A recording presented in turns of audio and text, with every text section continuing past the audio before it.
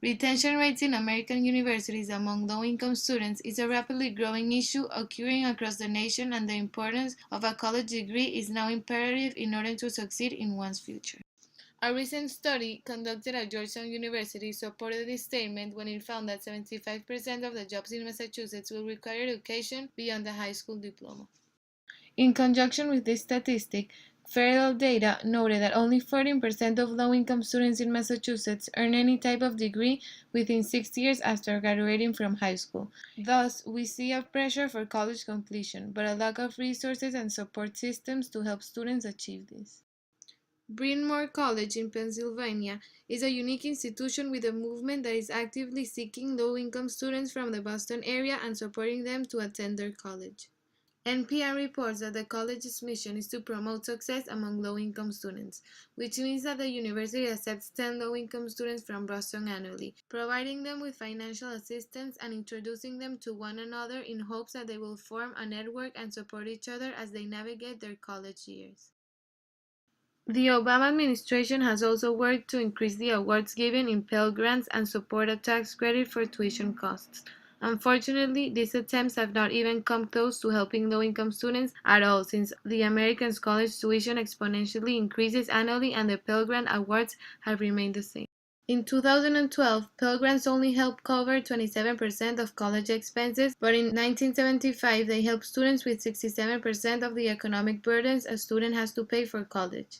In the past 40 years, college completion rates for upper-class students have skyrocketed 40%. In the same 40 years, college completion for lower-class students has stagnated.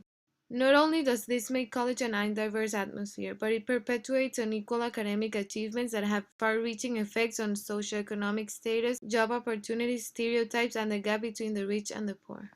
In a Wall Street Journal article exploring this growing achievement gap, author Melissa Korn notes that in 2013, 77% of adults in higher-income families obtained a BA by the time they were 24, and in 1970 that number was only 40%, demonstrating a large increase in academic achievement among students with economic means.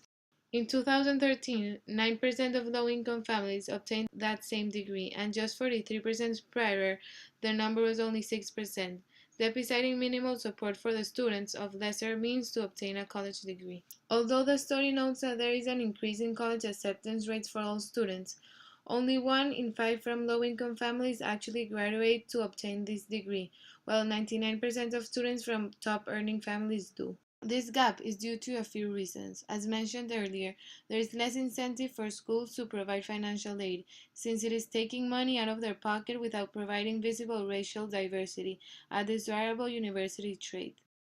Poor high school preparation, economic burdens, and lack of support from family or the institution itself are also viable factors that help us understand why low-income students have a tougher time obtaining college degrees. The most crucial implication of diminishing retention rates among low-income students is that economic and social inequality will persist. The American dream is not possible for the majority of people who are not lucky enough to live in a high economic percentile. This majority will not have the likelihood of experiencing high wages or foregoing stereotypes. Instead, they will be forced to perpetuate our national trend of the rich succeeding and the poor failing, based solely on the poor support system that steal their chance of proving the system wrong. Created using Powtoon.